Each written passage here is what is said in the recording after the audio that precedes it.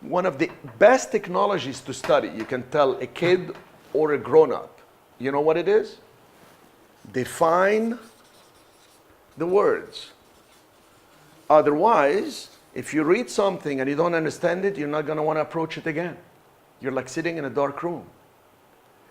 I don't allow my kids to go past a paragraph without telling me that they understood all the words. And you want to know the easiest way to know if somebody didn't understand the word, like for kids, have them read out loud. Read this paragraph out loud. If they read, and then one word they can say it, intangible object. Okay, what does intangible mean? I don't know. See? How did you know? Because they spoke out loud and they couldn't say it. See how simple the tech is?